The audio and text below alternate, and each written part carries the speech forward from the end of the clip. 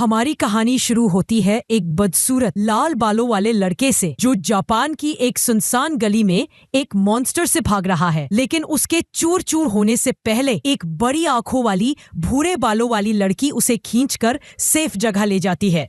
फिर वह लड़की उसे चुप रहने को कहती है वरना वो मॉन्स्टर उन्हें पकड़ लेगा। तभी अचानक उसकी छाती से एक छोटा जादुई जानवर बाहर निकलता है, जिसे देखकर वह लड़का थोड़ा डर जाता है। लड़की उसे छेड़ती है और जवाब में वह थोड़ा शर्माता है और कहता है कि वह डरता नहीं है, बल्कि अगर वह घायल ना होता तो उन सबकी धुलाई कर देता। हमारी हीरो का नाम ताकेरू नरेहिरा है। इस पल में लड़की को लगता है कि वह सच में बहुत ताकतवर लड़का है। वह पीछे मुड़कर उससे पूछती है कि क्या वह हर बार उसकी मदद करने आएगा जब भी वह मुश्किल में होगी। ताकेरू हाँ कहता है और लड़की आगे बढ़ जाती है। तभी ताकेरू को एहसास होता है कि उसे वह लड़की सच में बहुत पसंद है। वह इस मौके को हाथ से जाने नहीं देना चाहता। वह लड़की का हाथ पकड़कर उसे वापस खींचता है और उसके चेहरे पर लाली आ जाती है, क्योंकि वह उसे अपने दिल की बात बता देता है कि वही उसकी क्रश है। उसी पल ताकेरू असलियत में लौट आता है। असल में वो एक पॉपुलर बाइकर्स गैंग द्वारा पीटा गया और एक लाइट पोल से बांध दिया गया है। उसे इस बात की कोई फिक्र नहीं है कि वह बंधा हुआ है, बल्कि वो इस बात से परेशान है कि यह 1999वीं बार है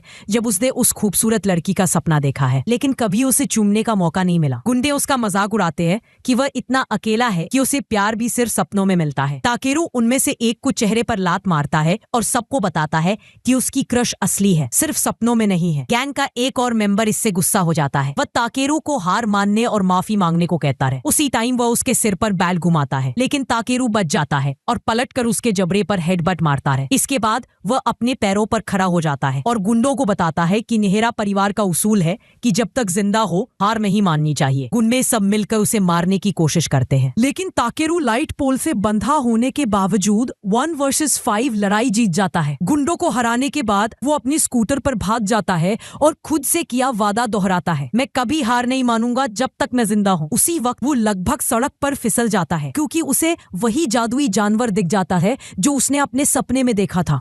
वो बिना सोचे समझे तेजी से उसका पीछा करने लगता है, लेकिन तभी ऊपर देखता है कि वो सीधे ट्रक्कुन से टकराने वाला है। वो कूदकर रास्ते से हटता है, उस जादुई जानवर को पकड़ता है और पुल से नीचे गिर जाता है। वो एक गर्म झोपड़ी में होश में आता है और तुरंत वही लड़की उसे दिखती है जिसे वो अपने सपनों में देखता रहा है। ये 2000वीं बार है जब वो उसे देख रहा है, तो वो मुस्कुरा देता है, ये जानते हुए कि इस बार ये सपना नहीं हो सकता। ताकेरू उठकर उसे याद दिलाने की कोशिश करता है कि पिछली बार उसने उसकी जान बचाई थी, लेकिन लड़की की बॉडी लैंग्वेज देखकर लगता है कि उसे कुछ याद नहीं। वो थोड़ा असहज हो जाती है और पीछे हट जाती है। तभी वही जादुई जानवर अचानक कहीं से आकर ताकेरू के सिर पर गिरता है, जिससे वह बैलेंस खो बैठता है और सीधा लड़की की छाती पर गिर जाता है। कुछ लड़कियां दूर से यह सब देख रही होती है और उन्हें ये बड़ा मजेदार लगता है। वे अपने दोस्त सेमी से पूछती है कि उसे क्या लगता है और उसे भी यह सब काफी मजेदार लगता है। वह अपनी कलाई पर लगे सिस्टम मैनिपुलेटर से एक जाल एक्टिवेट करता है, जिससे ताकेरू फंस जाता है। उसके बाद वह बाहर निकलता है और कहता है यह तो बड़ा मजेदार शो था, लेकिन अब उस बेवकूफ से छुटकारा पाने का वक्त आ गया है। ताकेरू को बेवकूफ कहे जाने पर वह गुस्से में आ जाता है, लेकिन उसकी मिस्ट्री क्रश उसे चुप रहने को कहती है और फिर उसके गाल पर एक जोरदार थप्पड़ मारती है। अब ताकेरू को शाही महल से बाहर फेंक दिया जाता है और वह आम नागरिकों के साथ शहर में आ जाता है। वह इधर उधर पूछता है कि कोई कन्वीनियंस स्टोर कहाँ है। आखिरकार जब उसे एक स्टोर मिलता है तो उसे वहाँ से इसलिए बाहर निकाल दिया जाता है क्योंकि उसके पास पैसे नहीं है। वह एक गली में पड़ा रहता है और एक अजनबी से पूछता है कि वे लोग अभी कहाँ हैं। वह आदमी एक ऐसी जगह का नाम बताता है जो ताकेरू ने पहले कभी नहीं सुना था। ताकेरू उससे पूछता है कि वह जगह टोक्यो के हिसाब से समझाए, लेकिन उस आदमी को टोक्यो के बारे में कुछ भी पता नहीं। वह ताकेरू को बताता है कि वे लोग देंजी हेयनक्यो नाम की जगह पर है। इस मुलाकात के बाद ताकेरू शहर में घूमता है और सोचता है कि क्या वह सच में टाइम में पीछे चला गया है, लेकिन उसे शक होता है क्योंकि यह जगह उसे प्राचीन टोक्यो जैसी बिल्कुल नहीं लगती। तभी अचानक एक इमरजेंसी सिग्नल बजता है। आसमान के बीचों बीच कई जादुई मोहरे दिखाई देने लगती। नागरिकों को एक तेज आवाज सुनाई देती है कि अगले 60 सेकंड में काली धुंध का फैलाव होने वाला है, जो आसपास के 200 मीटर के एरिया में फैलेगा। इसलिए उस दायरे में मौजूद सभी लोगों को सलाह दी जाती है कि वे जल्दी से एग्जिट की ओर बढ़ें। जैसा कि बताया गया था, काली धुंध पूरे इलाके में फैलने लगी। ताकेरू और कुछ दूसरे नागरिक टाइम पर बाहर नहीं निकल पाते, इसलिए वे अब अंदर फंस जाते हैं और एक बैरियर से घिरे रहते हैं। वह पीछे मुड़कर देखता है और एक छोटी लड़की को देखता है जो धुंध में समा जाने वाली है। वह दौड़कर उसके पास जाता है और अपने बॉडी से उसे ढक लेता है ताकि दोनों को धुंध से बचाया जा सके, लेकिन दोनों ही काली धुंध में गिर जाते हैं। अगली जगह जहाँ ताकेरू खुद को पाता है वह एक डरावनी नियॉन लाइट वाली गली है। और भी डरावनी बात यह है कि जिसे वह बचाने की कोशिश कर रहा था वह लड़की अब पत्थर की मूर्ति बन गई है। वह चारों तरफ देखता है और पाता है कि सिर्फ वही लड़की नहीं बल्कि उसके आसपास के सभी लोग पत्थर बन गए हैं। तभी कहीं से एक रोबोट जैसा मॉन्स्टर बाहर आता है और पत्थर बने लोगों को तोड़ना शुरू कर देता है। ये देखकर ताकेरू को बहुत गुस्सा आता है। वह उस मॉन्स्टर को ललकारता है और उसे रुकने को कहता है। अब वह मॉन्स्टर उसकी ओर मुड़ता है और सीधा उस पर प्रोटॉन बीम ब्लास्ट मारता है। ताकेरू उस हमले को साफ देख लेता है, लेकिन वह बचने की कोई कोशिश नहीं करता। उसने तय कर लिया है कि वह भागेगा नहीं। वह अपनी एक नई थ्योरी को आजमाना चाहता है। हमला झेलने के बाद भी जब वह जिंदा रहता है तो उसकी थ्योरी सही साबित होती है। उसके पास अब ऐसा बॉडी है जो मर ही नहीं सकती। इससे पहले कि वह कुछ और समझ पाए, मॉन्स्टर फिर से उस पर झपटता है। अब ताकेरू के पास न तो बचने का और न ही रोकने का कोई तरीका है। वो बस देखता रहता है कि आगे क्या होगा। लेकिन टकराव से ठीक पहले एक और रोबोट कहीं से आकर उस मॉन्स्टर को धक्का दे देता है। उस रोबोट के अंदर बैठे लोग ताकेरू को देखते थे और हैरान होते हैं कि वो धुंध के अंदर होते हुए भी पत्थर क्यों नहीं बना। वे माइक से उसे बताते हैं कि वो जहां है वही रुका रहे। वे मॉन्स्टर से लड़ने की पूरी कोशिश करेंगे। ताकेरू यह सुनकर कहता है कि फिक्र मत करो, वो उस मॉन्स्टर की धुलाई करने वाला है। उसे यह लड़ाई जीतनी भी होगी वरना वह खुद को हारा हुआ महसूस करेगा। मॉन्स्टर गरजता है जिसका मतलब है कि वो अब भी लड़ने के लिए तैयार है। रोबोट के अंदर बैठे लोग ताकेरू से कहते हैं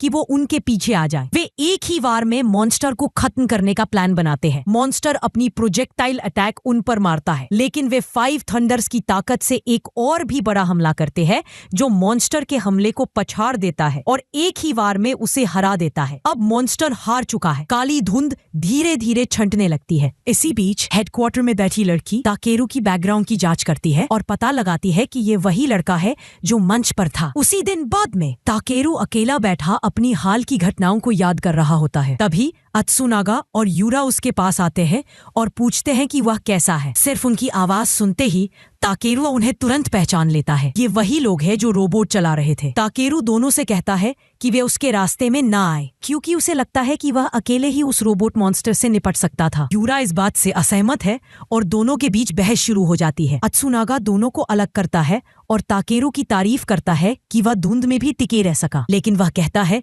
कि ताकेरू उस मॉन्स्टर को कभी हरा नहीं सकता था क्योंकि वह ओनमयोजी नहीं है। ताकेरू पहले से ही गुस्से में है और वहां से जाने ही वाला होता है, लेकिन तभी वह उस छोटी लड़की को देखता है जिसे उसने धुंध में बचाने की कोशिश की। उसे ठीक देखकर उसके चेहरे पर एक बड़ी मुस्कान आ जाती है। घर लौटते टाइम उसकी क्रश उसे मिलती है। वह उसे डांटती है कि उसने पहले उसके लिए मुसीबत खड़ी कर दी। सम्राट के मेन एडवाइजर जैसे इंपॉर्टेंट लोग उसे देखने आए थे, लेकिन ताकेरू अचानक आकर सब बिगाड़ गया। ताकेरू को इसका पता नहीं था, इसलिए वह सच्चे दिल से माफी मांगता है। वह देखती है कि ताकेरू थोड़ा घायल है, इसलिए वह उसे अपने घर खाने और कपड़े बदलने के लिए बुलाती है, उसके टेस्टी खाने का मजा लेते हुए। ताकेरू पूरी शाम उन्हें बताता है कि वह यहाँ कैसे पहुंचा। जो कुछ उसने सुना उसके बेस पर उसकी क्रश कहती है कि बहुत मुमकिन है कि वह किसी और दुनिया से यहाँ आया है। वह इस नतीजे पर इसलिए पहुंची क्योंकि उसने कभी किसी ऐसे इंसान के बारे में नहीं सुना जो काली धुंध में आजादी से घूम सके। उसके पापा कहने लगते हैं कि क्या इसका मतलब यह है कि ताकेरू कोई ओनी है, लेकिन ताकेरू उन्हें भरोसा दिलाता है कि वह इंसान है। ताकेरू को तो यह भी नहीं पता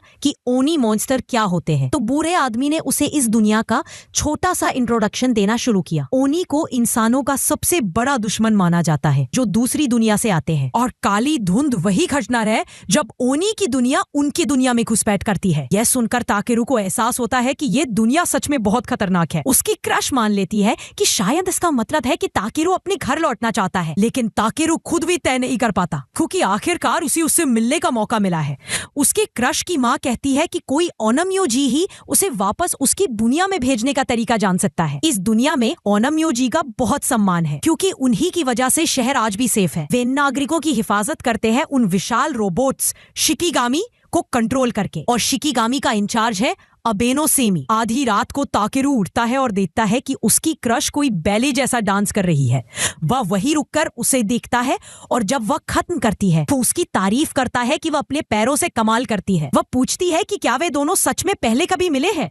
ताकेरू कंफर्म करता है कि वे कई बार मिले हैं और हर बार उसने वादा किया था कि वह और स्ट्रांग बनेगा ताकि उसकी हिफाजत कर सके। लड़की को यह बात प्यारी लगती है, इसलिए वह भी ताकेरू को अपना नाम बताने के लिए राजी हो जाती है। वह अपना नाम बताती है, सुकिमिया। अगले दिन गांव में ताकेरू रास्ते से गुजर रहा होता है, तभी वह देखता है कि सामने भीड़ लगी है। वह भी वहां जाकर देखता है। वह देखता है कि सुकिमिया मेन एडवाइजर के मैसेंजर के सामने घुटनों पर बैठी है। वह मैसेंजर सुकिमिया को डांट रहा है क्योंकि ताकेरू अचानक आकर शो में बाधा डाल देता है। अब मेन एडवाइजर बहुत नाराज है क्योंकि इससे सेंचेनियल पैंडेमोनियम रिचुअल का अपमान हुआ है। जब सुकिमिया को डांटा जाता है तो वह शर्म से सिर झुका लेती है और कुछ नहीं कहती। मैसेंजर उसे कहता है कि एडवाइजर ने बुलाया है। वह शाही महल आकर खुद माफी मांगे। मैसेंजर के जाने से पहले ताकेरू उसके पास जाता है और कहता है कि सुकिमिया को दोषी नहीं ठहराया जाना चाहिए क्योंकि गलती उसकी थी जो वह अचानक घुस आया। इसके बाद सेमी, जिससे वह पहले मिला था, ताकेरू को जादुई कैद खाने में बंद कर देता है। फिर एडवाइजर और सेमी वहां से चले जाते हैं और ताकेरू वही जमीन पर पड़ा रह जाता है। कार में बैठते ही सेमी का दोस्त महसूस करता है कि काली धुंध आने वाली है। पूरा गांव अफरा तफरी में आ जाता है। लोगों के पास सिर्फ 20 सेकंड है उस इलाके से बाहर निकलने के लिए। खुशकिस्मती से उनकी कार टाइम पर बाहर निकल जाती, लेकिन बदकिस्मती से सुकिमिया की कार फंस जाती है। ताकेरू देखता है कि सुकिमिया काली धुंध के खतरे में है, तो वह बिना किसी प्लान के उसकी मदद के लिए दौड़ पड़ता है। वह अपने वादे पर कायम रहना चाहता है कि वह हमेशा उसकी हिफाजत करेगा, चाहे कुछ भी हो जाए। ताकेरू अंदर पहुंचता है और देखता है कि उनम्योजी टीम मॉन्स्टर से लड़ रही है। वह ध्यान भटकाना नहीं चाहता। उसका मकसद सुकिमिया को बचाना है। उनम्योजी टीम उस मॉन्स्टर से जूझ रही है क्योंकि उस मॉन्स्टर के पास कई चालें हैं जिनसे वह उनम्योजी रोबोट को जबरदस्त नुकसान पहुंचाता है। काजुरा अपने हेडक्वार्टर से देख रही है कि रोबोट बहुत डैमेज हो चुका है और अब ज्यादा देर तक नहीं टिक पाएगा। जैसे ही सारी उम्मीदें खत्म होती दिखती है, ताकेरू हवा में छलांग लगाता है और एक डंडे से मॉन्स्टर पर वार करता है। जैसे ही वह नीचे गिरता है, उसे महसूस होता है कि उसके अंदर कोई एनर्जी भर रही है। शायद वह सच में यह कर सकता है, लेकिन मॉन्स्टर उसे पकड़ लेता है, उसका बॉडी दबाता है और उसे दूर फेंक देता है। अब ताकेरू के बॉडी में कई हड्डियां टूट चुकी हैं और उसकी धड़कन भी धीमी पड़ गई है। लेकिन यही कुछ अजीब होता है, उसकी उंगली की हड्डी खुद ब खुद जुड़ जाती है। सेमी यह देखकर हैरान रह जाता है। ताकेरू की हड्डियां जैसे जैसे ठीक होती जाती हैं, वह फिर खड़ा हो जाता है। अब वह हर हाल में मॉन्स्टर को हराने के लिए तैयार है, चाहे इसके लिए उसे अपनी जान ही क्यों ना देनी पड़े। मॉन्स्टर उस पर एक और हमला करता है। ताकेरू सीधे उस पर वार करता है और जैसे ही उसकी बॉडी टकराती है, वह अचानक ओनम्योजी में बदल जाता है और उसे अपना खुद का शानदार रोबोट सूट मिल जाता है। अब ताकेरू को पूरा यकीन हो जाता है कि वह इसी पल के लिए इस दुनिया में आया है, इसलिए अब वह देवताओं को निराश नहीं कर सकता। उसे सुकिमिया की हिफाजत करनी ही है। वह हवा में छलांग लगाता है और एक ही वार में मॉन्स्टर को हरा देता है। काजुरा और हेडक्वार्टर के सभी लोग अपनी आंखों पर विश्वास नहीं कर पाते। सेमी हल्की मुस्कान देता है। ताकेरू ने उसकी दिलचस्पी जगा दी है। ताकेरू सुकिमिया के पास भागता है और राहत की सांस लेता है कि वो ठीक है, लेकिन वो भूल जाता है कि मॉन्स्टर के नीचे कोर्वो तबाह करना था, तो सुकिमिया उसी पल उसके सामने कुचली जाती है। ताकेरू अवाक रह जाता है। उसकी सारी मेहनत बेकार चली जाती है और हालात और भी बदतर हो जाते हैं क्योंकि मॉन्स्टर पीछे से आकर उसकी छाती में भाला घोंप देता है। उसकी जिंदगी धीरे धीरे खत्म होने लगती है, लेकिन वो इतनी आसानी से हार मानने को तैयार नहीं है। अगले सीन में वो खुद को उसी हालत में पाता है जैसे पहली बार जब वो सुकिमिया के साथ झोपड़ी में आया था। ताकेरू देखता है कि उसकी प्यारी सुकिमिया अभी भी ठीक ठाक और जिंदा है, तो वो उसके हाथों को छूकर ऊपर वाले का शुक्रिया अदा करता है। लेकिन सुकिमिया कहती है कि वो इस लड़के को नहीं पहचानती और चिल्ला उठती है। तभी शाही गार्ड्स में से एक आता है और ताकेरू को भगाने लगता है। ताकेरू देखता है कि यहाँ सिचुएशन खराब हो रही है, इसलिए वो अपने आप को समझाने की कोशिश करता है, लेकिन उससे पहले अत्सुनागा उसके ऊपर पकड़ने वाले खंजर से अटैक करता है। ताकेरू फर्श पर गिरकर उठने की कोशिश करता है और पूरी कोशिश करता है कि सुकिमिया को समझाए कि वे पहले मिल चुके हैं, लेकिन कोई उसकी बात मानने को तैयार नहीं होता। कुछ ही मिनट बाद उसे एक छोटे से जादुई जेल में बंद कर दिया जाता है। वे लोग उससे यह भी कहते हैं कि वो टाइम में वापस जाने की झूठी बात बोलना बंद करे। तभी सेमी और उसके दो साथी उसके पास आता है, जिन्हें ताकेरू तुरंत पहचान लेता है। अत्सुनागा सेमी से से कहता है कि इस बेवकूफ के लिए अपना वक्त बर्बाद न करे क्योंकि यह सुबह से ही बकवास कर रहा है। बस टाकेरू फिर भी खुद का पॉइंट रखता है और बताता है कि उसने काली धुंध में ओनी से लड़ाई की थी और घायल हो गया था। उसके बाद अगली चीज जो उसे याद है वो था स्टेज पर पहुंचना। अत्सुनागा उससे घमंड से कहता है कि वो ओनम्योजी नहीं है, इसलिए ओनी से लड़ना इम्पॉसिबल है। टाकेरू बताता है कि वो एक ऐसा इंसान है जो काम करके दिखाता है और इसलिए वो अपनी ताकत दिखाने के लिए ओनम्योजी से मुकाबला करना चाहता है। फिर वो लगभग 20 मिनट तक ओनम्योजी के साथ लड़ता है और भारी पसीना बहाता नजर आता है। सेमी उम्मीद कर रहा था कि यह एक्सपेरिमेंट इंटरेस्टिंग होगा, लेकिन अब वो मायूस होता है। यूरा उसकी तरफ एक जोरदार किक मारती है और कहती है कि उसे अगली बार ओनम्योजी के लिए रिस्पेक्ट दिखाना चाहिए। इस टाइम सेमी काफी मायूस हो चुका है।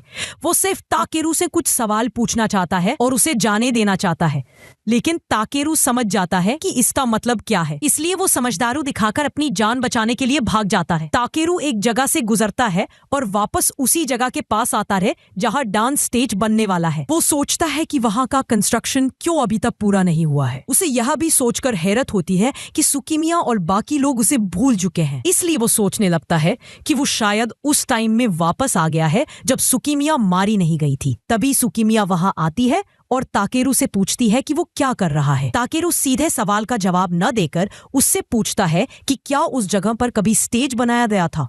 सुकीमिया बताती है कि यहाँ 1 सदी पहले स्टेज बनाया गया था और यह स्टेज हर सेंटेनियल पैंडेमोनियम के लिए बनता है। वो यह भी बताती है कि किंग के मेन एडवाइजर उनका पहला शो देखने आएगा। यह सुनकर ताकेरू तुरंत याद करता है कि यही वो मेन प्रोग्राम था जिसमें वो प्रकट हुआ था। सुकीमिया उसे बताती है कि मेन एडवाइजर लगभग 2 हफ्तों में यहाँ आने वाले हैं। यह जानकारी पाते ही ताकेरू वादा करता है कि वो सुकीमिया की हिफाजत करेगा और पिछली बार जैसी फिर से कोई अनहोनी नहीं होने देगा। उसे यकीन हो जाता है कि वो उस टाइम से पहले वापस आ गया है जब सुकीमिया को अगले दिन एडवाइजर के देखने के बाद मारा गया था। अब उसे चाहिए कि वो जितना जल्दी हो सके बेहद ताकतवर बन जाए। शाम को वो फिर से सेमी से मिलता है और उससे कहता है कि उसे ओनम्योजी बनने के लिए जितना भी कुछ सीखना होगा वो सिखाए। ताकेरू जानता है कि सेमी उसकी शक्तियों के बारे में जानना चाहता है और सोचता है कि अगर वो अपने मौजूदा शक्तियों के साथ ओनम्योजी की टेक्निक जोड़ ले तो वो बहुत ज्यादा पावरफुल हो जाएगा। सेमी जानना चाहता है कि ताकेरू में इतना कॉन्फिडेंस क्यों है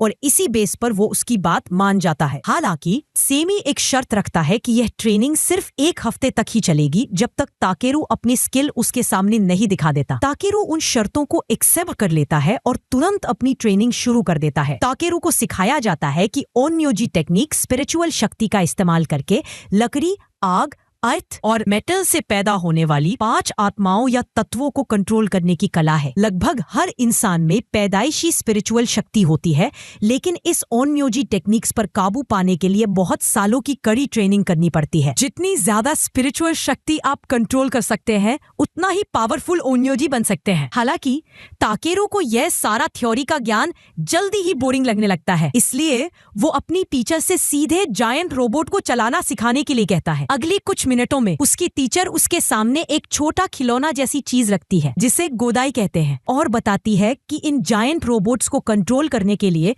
सबसे पहले उसे अपनी स्पिरिचुअल एनर्जी को चैनलाइज करके इस गोदाई को खड़ा करना होगा। ताकेरू इस बात से उलझन में पड़ जाता है कि उसे यह कैसे करना है। तभी काजुरा, जो अपनी कलाई पर एक डिवर ग्लव डिवाइस पहने हुए है, उसे डेमोन्स्ट्रेशन देती है। अब ताकेरू की बारी होती है। उसे वो डिवर ग्लव दी जाती है जिसमें स्पिरिचुअल एनर्जी को फोकस और स्टोर करना होता है। शुरुआत में उसे यह आसान लगता है, लेकिन 6 घंटे से लगातार मेहनत के बावजूद उसे कोई कामयाबी नहीं मिलती। दिन ढलने के टाइम पे अत्सुनागा उसकी हालात देखने आता है और पाता है कि ताकेरू गोदाई को कंट्रोल करने में स्ट्रगल कर रहा है। अत्सुनागा उसे कंधे पर थपथपाते हुए समझाता है कि ताकेरू में शिकिगामी रोबोट्स को कंट्रोल करने के लिए जरूरी बेसिक लेवल की स्पिरिचुअल शक्ति नहीं है। अत्सुनागा मदद करने के लिए ताकेरू की पीठ पर अपना डिवर लगा देता है, जो उसकी स्पिरिचुअल पावर्स को बढ़ाने के लिए मजबूर कर देगा। ये तरीका तब तक काम करेगा जब तक ताकेरू दर्द सह सकता है। ताकेरू पहली डोज लेते ही जोर से चीख उठता है क्योंकि दर्द बर्दाश्त के बाहर होता है। उस रात अत्सुनागा अपने घर लौटता है और देखकर हैरान रह जाता है कि ताकेरू उसके पीछे पीछे घर में भी आ गया है। ताकेरू बेसहारा है और सोचता है कि जब तक कोई ऑप्शन नहीं निकलेगा वो यहाँ ठहर जाएगा। लेकिन अत्सुनागा चाहता नहीं कि वो उसका रूममेट बने, इसलिए उसे बाहर जाने को कहता है। ताकेरू कोई बहस नहीं करता और कहता है कि वो सुकीमिया के पास रहेगा क्योंकि उसकी जान पहचान में यहाँ सिर्फ वही है। चूंकि अत्सुनागा को सुकीमिया के लिए गहरा क्रश होता है और इसलिए वो ताकेरू को कुछ टाइम के लिए अपने पास ठहरने के लिए राजी हो जाता है। ताकेरू उसके इस हसन से बहुत खुश होता है और उसका शुक्रिया अदा करने के लिए उसके लिए खाना बनाता है। यूरा भी वहाँ इनवाइटेड होती है और शुरू में उन्हें शक होता है कि खाना खराब होगा, पर वे लोग खाने के बाद इसे पसंद कर लेते हैं। हालांकि यूरा साफ कह देती है कि उसे ताकेरू से अभी भी कोई लगाव नहीं है और वो चली जाती है। उस रात ताकेरू अपने असली मकसद और राज का खुलासा करता है कि वो फ्यूचर से आया है और सुकीमिया आधे महीने में काली धुंध के फैलने के दौरान मारी जाएगी। अत्सुनागा इस कहानी पे भरोसा तो नहीं करता है, लेकिन फिर भी किसी वजह से वे कुछ हद तक यकीन करता है। ताकेरू बताता है कि वो यह सब इसलिए कर रहा है ताकि वो किसी भी तरह से सुकीमिया की हिफाजत कर सके। अत्सुनागा कहता है कि यह रोल तो पहले से उसके कब्जे में है, इसलिए लगता है कि दोनों के बीच टक्कर होगी। इसके बाद दोनों को एक स्पारिंग अरीना में दिखाया जाता है, जहां अत्सुनागा अपनी टेक्निक रिकी का इस्तेमाल कर ताकेरू के हमले को रोकता है। यह इम्पोर्टेंट और पावरफुल ओनम्यूजी टेक्निक था। 3 दिन बाद ताकेरू इस रिकी टेक्निक को अनलॉक कर लेता है, लेकिन सोचता है कि मास्टर बनने में ज्यादा वक्त नहीं लगेगा। तब अत्सुनागा उसे आगाह करता है कि मास्टरी के लिए कम से कम 1 साल चाहिए। ताकेरू को अपनी ट्रेनिंग और सीखने के लिए एक प्लान बनाना होगा क्योंकि उसके पास सेमी के साथ टाइम लिमिट है। उसी दिन काली धुंध का हमला होता है और काजुरावा हेडक्वार्टर के मेंबर्स इसे मॉनिटर करते हैं, जिसमें खतरा मीडियम लेवल का बताया जाता है। तब तक वे देखते हैं कि ताकेरू उनके पीछे जाहिर होता है और काली धुंध में उनके साथ जाने का फैसला करता है। वे उसे बेवकूफ कहते हुए जाने नहीं देते, लेकिन वो अड़े रहता है कि पिछली बार धुंध में उसने अपनी छुपी हुई शक्ति को अनलॉक किया था, शायद इस बार भी कर पाएगा। अत्सुनागा यह सुन गुस्से से तमतमा जाता है और ताकेरू को टैलेंटलेस और लूजर कह के थप्पड़ मारकर बेहोश कर देता है। ताकेरू एक बेड पर जागता है जहां अत्सुनागा उसके सामने बैठा होता है। इसके बाद उसे बताया जाता है कि जब ताकेरू बेहोश था तब अत्सुनागा और यूरा काली धुंध से निपट चुके थे। ताकेरू यह नहीं समझ पाता कि वे उसे उनके साथ लड़ने क्यों नहीं देते। अत्सुनागा उसे बाहर ले जाकर एक पुराने काली धुंध के हमले वाली जगह दिखाता है, जहां वे कुछ साल पहले लड़ाई से जुड़ी एक घटना बताता है। उस वक्त अत्सुनागा नया था और जब उसकी स्पिरिचुअल पावर खत्म हो गई तो उसे लड़ाई छोड़कर निकलना पड़ गया था, जिससे उसके सीनियर को अकेले ही कुर्बानी देना पड़ा था। तब से अत्सुनागा ने कसम खाई है कि बिना प्लान के काली धुंध में नहीं जाएगा और वो ताकेरू की बेवकूफी को भी वहां बर्दाश्त नहीं करेगा। हेडक्वार्टर पर सेमी और दूसरे सोचते हैं कि ताकेरू ने ट्रेनिंग छोड़ दिया है क्योंकि वे उसे 1 सप्ताह से नहीं देख पाए। तभी नई काली धुंध का हमला होता है, जिसमें एक बहुत पावरफुल ओनी आता है। अत्सुनागा और यूरा अपने शिकिगामी रोबोट में बैठकर सावधानी से उस इलाके में जाते हैं। वहां वे पाते हैं कि उनका सामना एक ऐसे ओनी से है जो पपेट्स को दूर से कंट्रोल करता है। यूरा एक बिजली की टेक्निक तैयार करती है और अत्सुनागा कुछ पपेट्स को हराकर टाइम पास की कोशिश करता है, लेकिन इस बार ओनी उनके अटैक टेक्निक को आसानी से पलट देता है, उनके रोबोट को जमीन पर गिरा देता है और यूरा को बेहोश कर देता है। अत्सुनागा अकेले वहां रह जाता है, जिससे रोबोट के लिए जरूरी स्पिरिचुअल एनर्जी कम हो जाती है। हेडक्वार्टर वाले उसे बाहर निकलने के लिए दबाव डालते हैं, लेकिन वो अपनी जान की परवाह ना करते हुए ओवर पावर्ड हीरो बनने की कोशिश करता है और खुद को बलिदान करने की तैयारी करता है। उस टाइम ताकेरू अचानक प्रकट होकर अपनी रिकी टेक्निक का इस्तेमाल करता है, जिससे वो टक्कर को रोकता है और पूरी ताकत से ओनी पर वार करता है। हेडक्वार्टर के लोग यह देख दंग रह जाते हैं। अत्सुनागा तब समझता है कि उसके पास कोई दूसरा ऑप्शन नहीं है और दोनों मिलकर शिकिगामी रोबोट में बैठते हैं। ओनम्योजी पर एक हमला आता है। अत्सुनागा अपनी डिफेंस रिकी से उसे रोकता है और ताकेरू अपनी स्पिरिचुअल एनर्जी को जगा करके एक दाहिने पंच से उसे एक ही वार में खत्म कर देता है। उनकी टीम कामयाब रहती है। धुंध साफ होने पर ताकेरू यूरा के पास जाता है और उसे ताना देने वाला होता है, लेकिन वो पहले से तैयार होती है और उसे एक किक से जमीन पर गिरा दे। जब वो वहीं पड़ा होता है तो सेमी उससे हाथ बढ़ाता है और पूछता है कि क्या वो ऑफिशियली ओनम्योजी बनना चाहता है। कुछ देर बाद ताकेरू और अत्सुनागा की मॉक बैटल में उनके 2 ओनम्योजी साथी इरुका और काज़ुकी भी हिस्सा लेते हैं। यह लड़ाई से पहले उन्हें पता चलता है कि ताकेरू गोदाई को हिलाने जैसी सीधी सरल काम भी नहीं कर पाता, जिससे इरुका और काज़ुकी तुरंत यह मान लेते हैं कि वो उनके मुकाबले का नहीं है। लेकिन ताकेरू पीछे नहीं हटता। उन दोनों से पूछता है कि क्या वे ऐसा इसलिए कह रहे हैं क्योंकि वे नए लड़के से डर महसूस करते करते हैं। इस बात ने इरुका को सच में गुस्सा दिला दिया। अत्सुनागा बीच बचाव करते हुए कहता है कि यह बस एक मॉक बैटल है, लेकिन ताकेरू का कहना है कि जब तक लड़ाई है वो पूरा दम लगाएगा। इसी बीच काजुरा और सेमी ताकेरू के बारे में छानबीन करते हैं कि उसने कैसे ओनम्योजी पावर हासिल की। काजुरा ने हर पॉसिबल तरीका अपनाया, लेकिन ताकेरू की जानकारी कुछ भी नहीं मिली। इससे वे यह नतीजा निकालते हैं कि ताकेरू सचमुच किसी दूसरे दुनिया से आया है। हालांकि काजुरा ने देखा कि उसकी हथेली पर बेल फ्लावर का निशान है, जो सिर्फ देनेजी हैनकियो में पैदा हुए लोगों की एक खास निशानी है। सेमी इसे बहुत इंटरेस्टिंग मानता है और उसे यकीन है कि वो ताकेरू की कई अनजानी बातों का पता लगाएगा। मॉक बैटल जल्दी शुरू होती है। इरुका और काजिकी जोरदार शुरुआत करते हुए टीम ताकेरू को दबा देते हैं। जब रोबोट जादुई खाई में गिरने वाला होता है, तब अत्सुनागा अपने राइट्स प्लेटफॉर्म टेक्निक का इस्तेमाल करके पार हो जाता है और सामने वाले रोबोट को एक भारी दाहिने हथौड़े से एक ही वार में हरा देता है।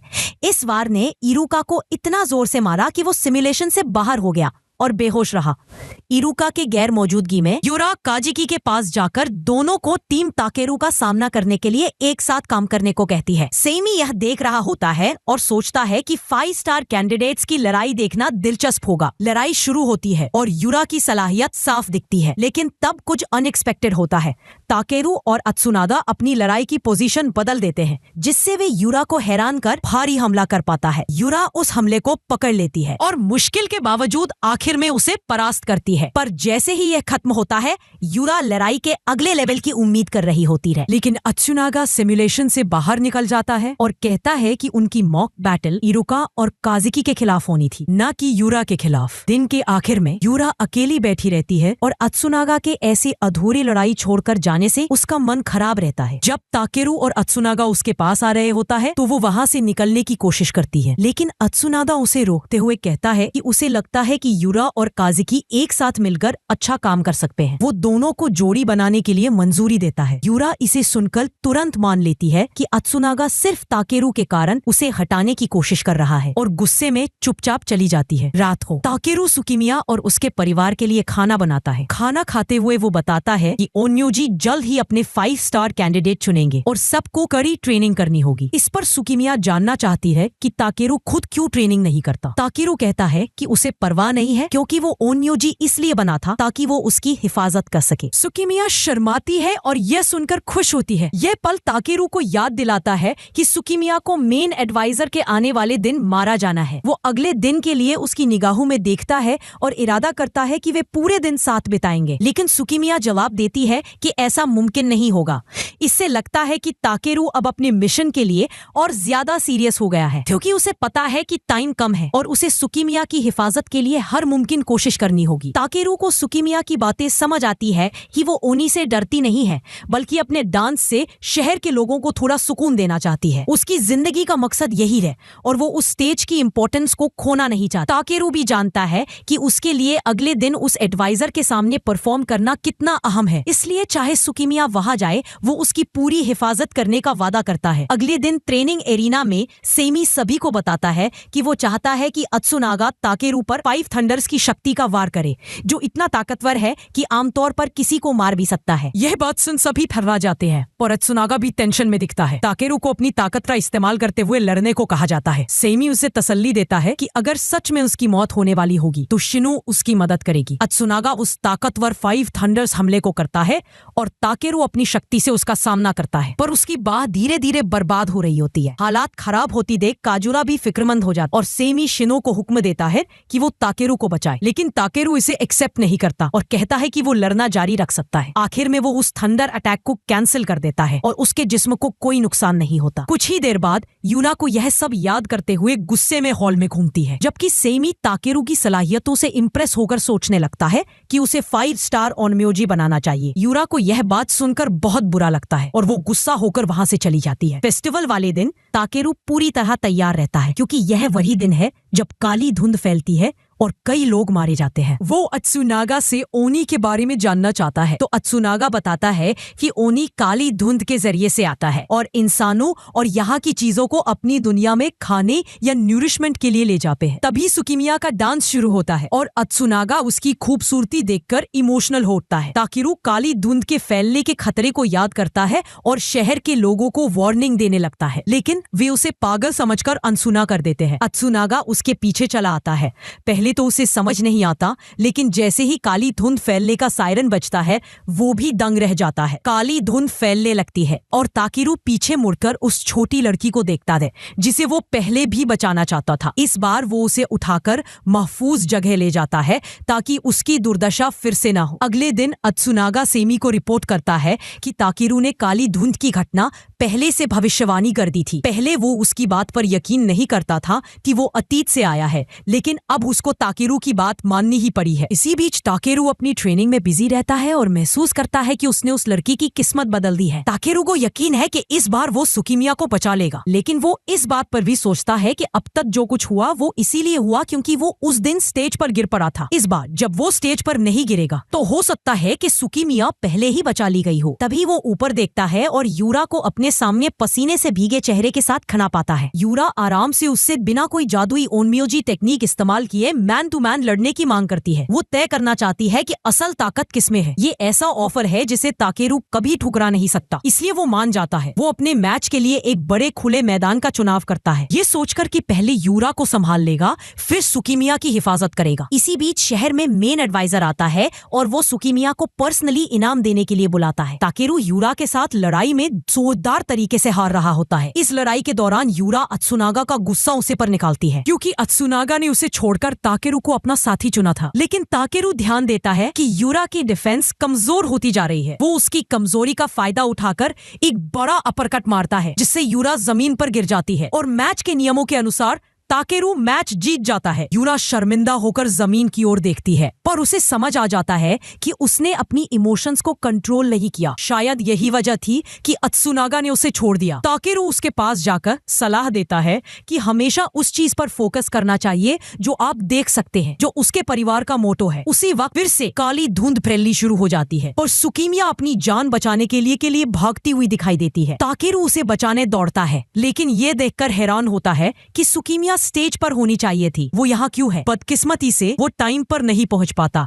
और धुंध के दूसरी तरफ फंस जाता है। हेडक्वार्टर पहुंचकर वो पता लगाता है कि अत्सुनागा काली धुंध के अंदर सुकिमिया के साथ फंसा हुआ है, इसलिए वो और यूरा एक साथ शिकिगामी रोबोट को बुलाने पर राजी होते हैं। ताकेरू रोबोट का कंट्रोल चाहता है क्योंकि वो चाहता है कि वो ही सुकिमिया की हिफाजत करे। धुंध के अंदर जब सुकिमिया ओनी के हमले से मारी जाने वाली होती है तो शिकिगामी आखिरी पल में आकर उसे बचा लेता है। ताकेरू उस शैतान को अच्छी तरह याद करता है। यह शीशे की जादूगरी करता है और अपनी मर्जी से जगह जगह टेलीपोर्ट करता रहता है। वो इस जादू का फायदा उठाकर कई मिरर बुलाता है और उनके जरिए से शिकिगामी रोबोट पर आग का वार करता है। इस भीषण गर्मी से रोबोट की क्षमता ग्रेड डी तक गिर जाती है, मतलब यह लगभग पूरी तरह से बर्बाद हो चुका होता है। यूरा देखती है कि सिचुएशन खराब हो रही है और वापसी की सलाह देती है, लेकिन ताकेरू सुकिमिया से किया गया अपना वादा निभाने का कसम खाता है और अपनी पूरी शक्ति जगा देता है। वो राक्षस पर एक जोरदार पंच लगाता है, लेकिन वो पहले से एक कदम आगे होता है और शीशे के जरिए से पीछे से उसे छुरा घूंपता है। फिर भी ताकेरू उससे भी एक कदम आगे होता है। वो ऊपर वाले शीशे में हाथ डालकर ओनी का कोर निकाल लेता है और उसे कुचल देता है। इससे धुंध गायब हो जाती है। मिशन सक्सेसफुल होता है। काली धुंध पूरी तरह से साफ होने के बाद सुकिमिया फर्श पर लेटी होती है और अच्छी हालत में नजर आती है। ताकेरू मुस्कुराता है, ये समझते हुए कि आखिरकार वो उसे बचाने में कामयाब रहा है।